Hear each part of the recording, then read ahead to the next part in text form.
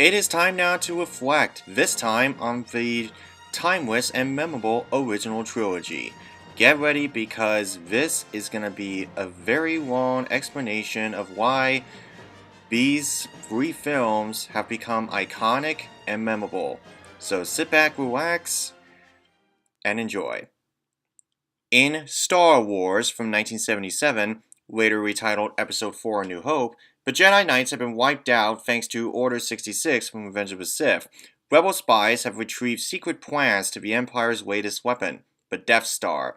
Princess Leia Organa hides the plans inside R2-D2 while her ship is being taken over by the Empire's fleet led by Darth Vader, master of the dark side of the Force.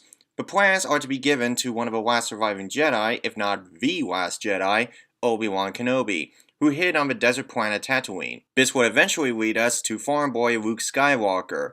He is chosen by Obi-Wan to learn about the Force, and thus the adventure begins. They, along with Han Solo and his Wookiee companion Chewbacca, rescue Princess Leia and help the Rebel Alliance destroy the Death Star. The film moves at an even pace so that we can absorb the world that George Lucas created. Everything is small and lacking life. In the prequels, everything was vast and involving with so much happening. But in the original trilogy, which came before, particularly this film, everything is very small and lacking depth. To be honest, it does fit the description of the plot to the film.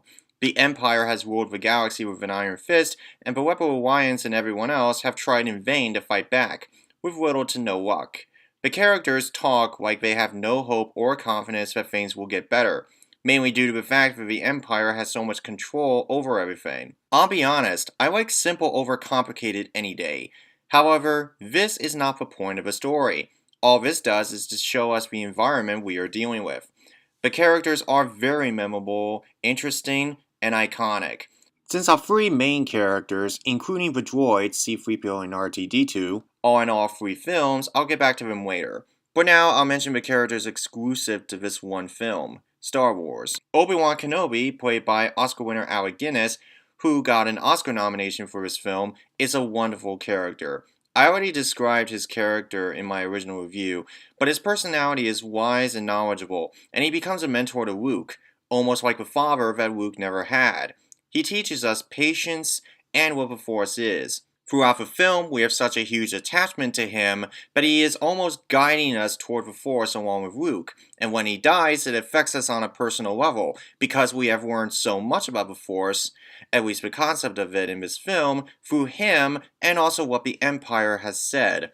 We learn about the Force along with Luke, and by the end, we know that he is with us in spirit in the next two films. Force spirit, that is. Whether you have seen the prequels first or this film first, he is still a great character. Horror icon Peter Cushing as Grand Moff Tarkin is a good villain, but personally I like Darth Vader better.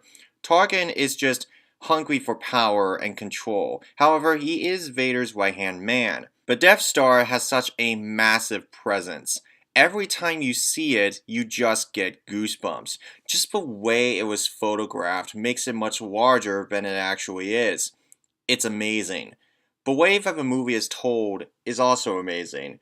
There are many iconic sequences, such as the opening scene, which puts you right into the middle of the action.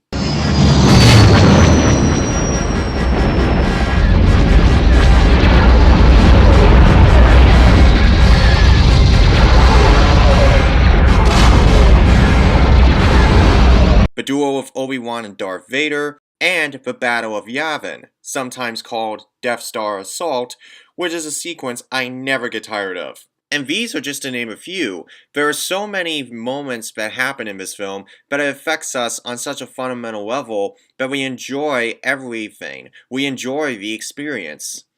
Speaking of which, we get to know the characters very well to the point of sympathizing with them. Our main three characters, Luke, Princess Leia, and Han Solo, are characters that we get to know so well that we start to be sympathetic to them. We know who they are and understand them on a personal level. But more importantly, we love the story and characters so much that we want to see our characters escape whatever scenario they are thrown into. I love it. I talked about this film in great detail, so I won't talk forever about it. It was the first of what was to follow. In Episode 5, The Empire Strikes Back, the Empire puts the rebellion in a bad spot. Meanwhile, Luke is being asked by the spirit of Obi-Wan to learn more about the Force by a wise old master known as Yoda. Simultaneously, Han and Leia have a romance going on, and of course, the big secret is revealed about Luke's father. Darth Vader is hell-bent on trying to find Luke, so that he can turn him over to the dark side. Yoda, the wise old Jedi Master, is a wonderful character. As we have established in the prequels, he is the most knowledgeable Jedi around, and yet in his first appearance, he still shines as the knowledgeable Jedi. Very philosophical, and his phrases are something out of legend. And also, the fact that he is a puppet make him very memorable in the effects department. Like I said in my review, Frank Oz does an amazing job. When Yoda describes what the Force means as a whole, he says it with utmost honesty and compassion that we listen and feel it along with Luke. The Force is an energy field that surrounds everything, from the trees on Dagobah to the ships and everything else. I'll get back to that. Each scene is iconic. The battle on Hoth with the Imperial walkers are awesome, and of course it's stop motion, which is even better. The asteroid chase, the duel of Darth Vader and Luke, and again, that's just to name a few. But more importantly, there's so much more happening, but you up the story and characters that you enjoy the experience. I enjoyed this film more the second time around than my first time viewing it. I mentioned in my original review that I don't think it's the best, but I think it's probably a more improved version of the original. After all, it's considered one of the greatest sequels of all time for a reason. So, I'm not complaining. Again, I talked about this film before, so I'll be brief. It's considered one of the greatest sequels of all time for a reason. In Return of the Jedi, the Empire is creating a second Death Star, one more powerful than the last, under the command of the Emperor, aka Darth Sidious. Meanwhile, Luke not only rescues Han Solo from gangster Jabba the Hutt, but later on in the film he learns that Leia is his sister, and that he tries to see the good in Darth Vader. Later on, we come across the Ewoks, and yeah, I think you know where this is going. You see how the stories are easy to follow? Our new character is the Emperor, aka Darth Sidious. The fact that he came before the prequels is interesting because even if you hadn't seen the prequels, he is still a mysterious but interesting character. In the prequels, Sidious as Palpatine was a political manipulator who wanted the galaxy in his hands, who used the trade embargo of Naboo to become Chancellor of the Senate. Then he was given emergency powers during the war with the Separatists, and then he removed the Galactic Senate entirely. And then he in turn created the Galactic Empire. Now he feeds off of anger and fear, which can lead anyone to the dark side. He's more sinister than Vader, and he is the one who started this entire thing. I'm not joking. I mean, he started planning for his second Death Star. He hardly does much until the end where he shoots lightning bolts at Luke. And the way that he acts, going from diabolical to innocent simultaneously, is so chilling that we fear for Luke. Luke, know your training and never turn away. Apparently, the Emperor planned literally everything. The Death Star 2 construction, to the end of the rebellion by sending the weaknesses to the Death Star over to the rebellion, just so that the rebellion could get backstabbed later. The Ewoks. Oh yes. Watching the film a second time, because remember, I only saw it once all the way through, actually. Seeing the film a second time made me respect the Ewoks a bit more. In my original review, I said that not very many people like them because they're doing the whole wood versus silver thing. But now I believe that the Ewoks are unique. The Ewoks are different from any other creature in the Star Wars galaxy. At least, as far as the original trilogy is concerned. They're simple creatures who probably never even seen a blaster or a lightsaber, or especially AT-ATs. It's not bad. Another new character is Jabba the Hutt. I mentioned before that he lives like a gangster, but what I didn't say before was that this slug-like creature, known as Hutts, are unpredictable. Jabba is unpredictable. You don't know what he is going to do, and yet you know that at Jabba's palace, anything can happen, especially in a shady and moody place like this. They set the bar really high when it comes to the effects. There are more ships in this film, a lot more than in the original. Hundreds of ships flying around all at the same time, it's just fantastic. It's almost like a ballet in space. But story is great too. Luke has to learn not to be tempted by the dark side, while simultaneously he has to try and save Vader.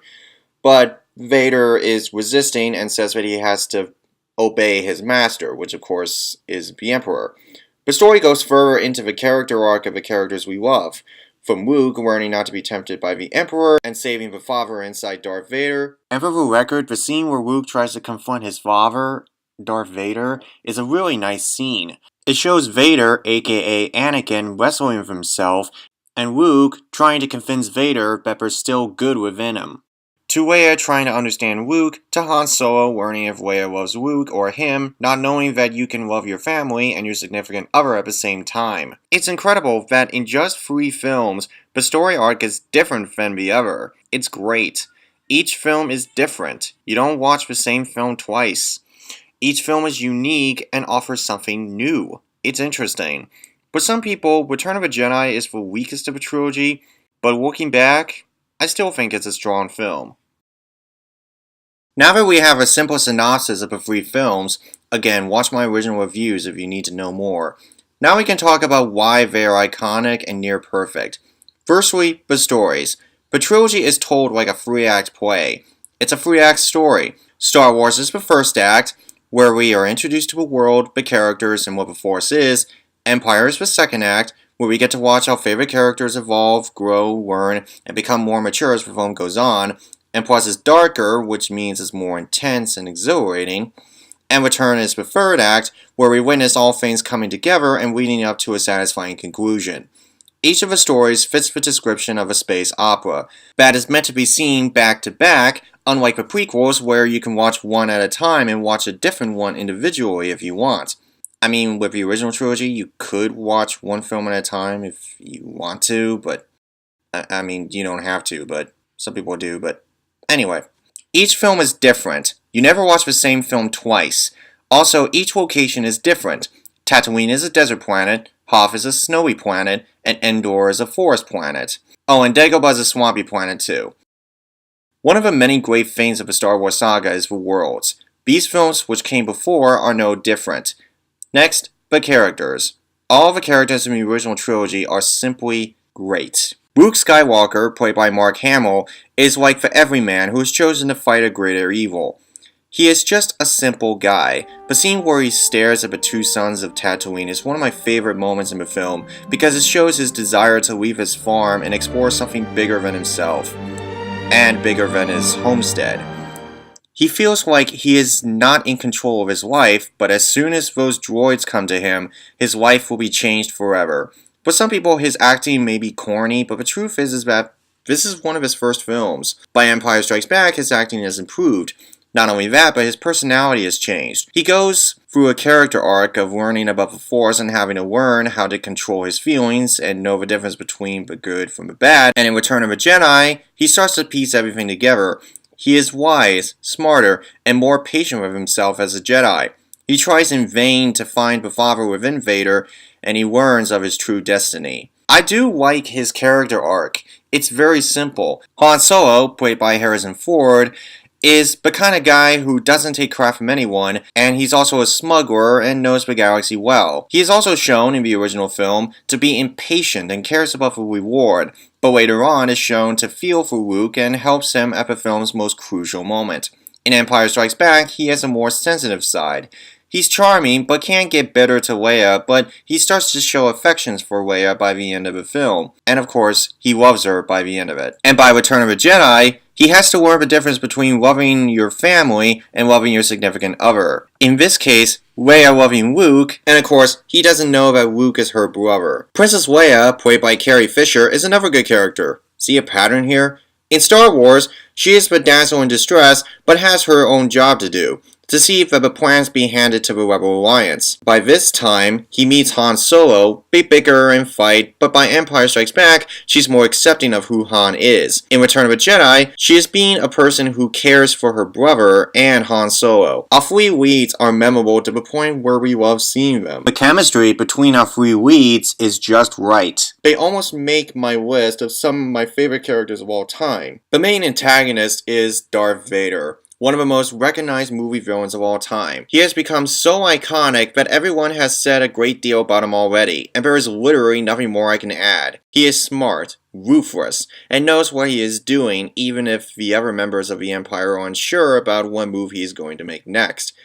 Kind of like the Joker in The Dark Knight, but this came before. In episode 5, we see more of Darth's more vicious and diabolical side.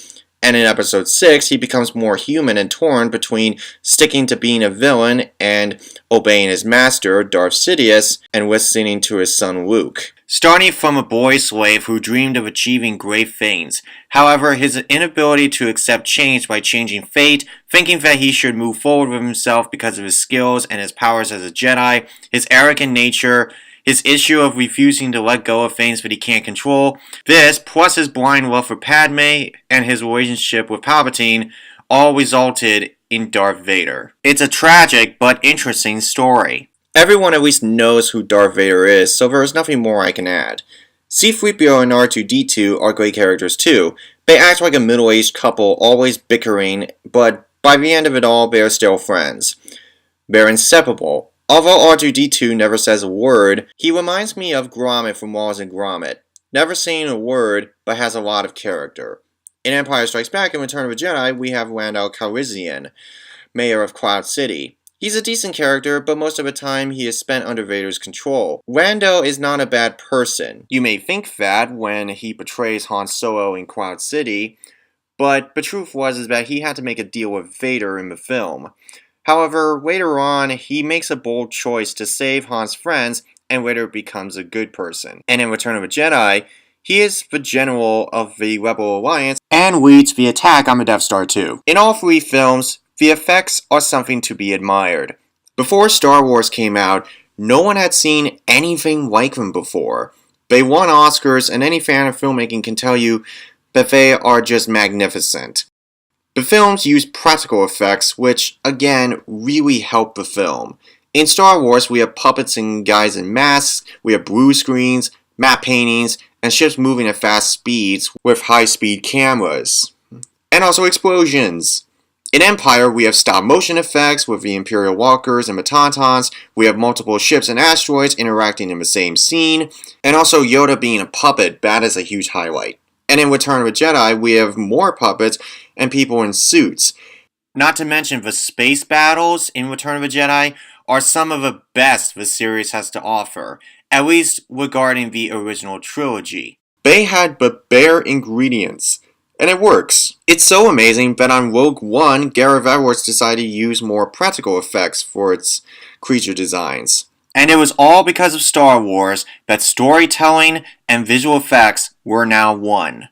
I know that I described these films very fast, but the truth is that these films are more than its storylines and characters. They are about their inspirations and where they came from. The best part is that a lot of the themes that I describe relating to the original trilogy would become trademarks in all the Star Wars films. The movies were obviously inspired by the Flash Gordon and Buck Rogers serials of the 40s. This is made clear by the franchise's use of the opening crawl and wipe transitions. Also, Cloud City kind of looks like something out of Flash Gordon. There are references to Western films like The Searchers, where Luke's home gets destroyed thanks to the Empire, and in the original film, The Good, the Bad, the Ugly, where we see Han and Greedo. The Cantina Bar resembles a Western too.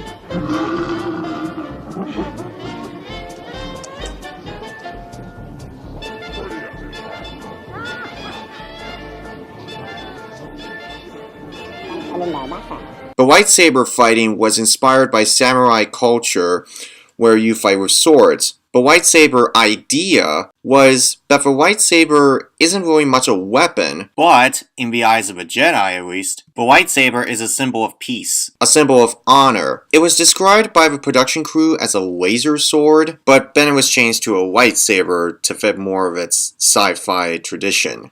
The inclusion was obviously inspired by that culture and Akira Kurosawa films of the 50s and 60s, like Seven Samurai and The Hidden Fortress especially.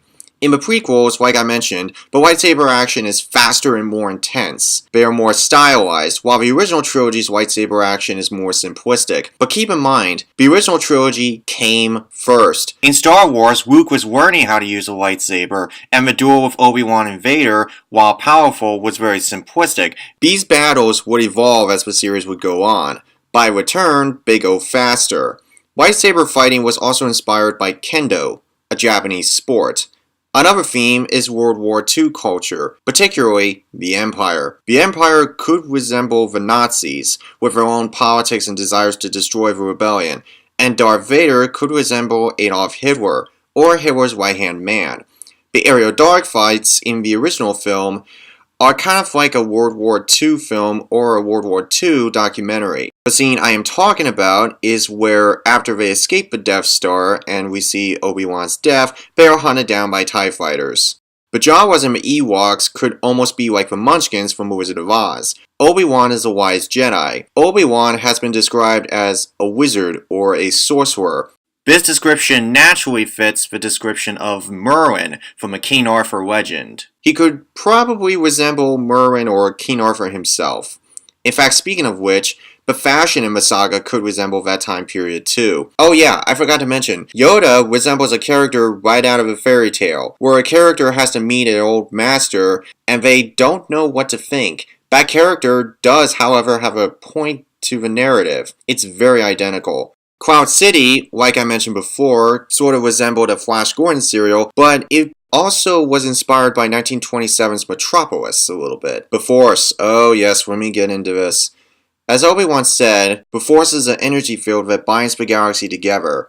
It can be used for both good and evil. How the Force is used depends on your personality.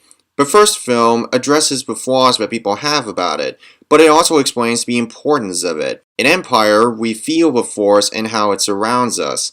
In return, we accept what the Force did to us as a person and as an individual. The Force could be anything you want it to be. Something religious or spiritual. It could be someone like a god that one believes in, or to feel vast amounts of energy flowing through living creatures and places. An energy that has the ability to flow through the hero or a Sith. It's hard to explain in thorough detail because the Force is different to many people. It mainly depends on your beliefs and your personality. The dark side is filled with anger and hatred, while the light is for wisdom, knowledge, and defending, but not for fighting. The other members of the Empire say that they don't believe in the Force, thinking that it's just some ancient religion and some crazy wizardry of sort. Again, tying into the theme of what the Force is. In the original film's case, because there are no remaining Jedis or Sith, with the exception of Obi-Wan and Vader, the Empire and everyone else think it's some ancient wizardry. But to Luke and Obi-Wan, it's a spiritual energy that unites all of us. Vader says that the ability to destroy a planet with a superweapon like the Death Star is, quote, is insignificant next to the power of the Force. By Empire Strikes Back, we know what the Force is, and eventually we learn to accept it and believe that it's a part of us. It just has that magnetic power. It works. Personally, I like this description of the Force better than the prequels, because even though they say it in the prequels, they never describe what it means, where this series did. And I could go on, but there's a good documentary about the themes in these films called Star Wars: The Legacy Revealed, which give the themes about these films in much broader detail than I could. The music score for the original trilogy has been labeled as some of the greatest tracks in history. Not only that, but they match the scene of what's going on. The Force theme is highlighted by a slow melody that is calming, yet uplifting.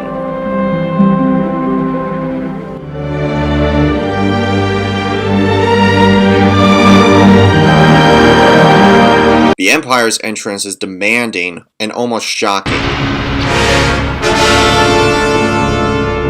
The action scenes are exhilarating yet energizing. The Imperial March from Empire Strikes Back matches the Empire's desire to conquer all the galaxy. In Return of the Jedi, the bubbly attitude of the Ewoks reminds us of the Munchkins. Very similar. But scores themselves have become anthems for Star Wars fans and are timeless in so many ways. I have the original soundtrack to the film, and I'm planning on getting the whole trilogy, along with the prequels too. And I could go on, but that's not the point of the video. The point is to show why the original trilogy are classics and inspirational.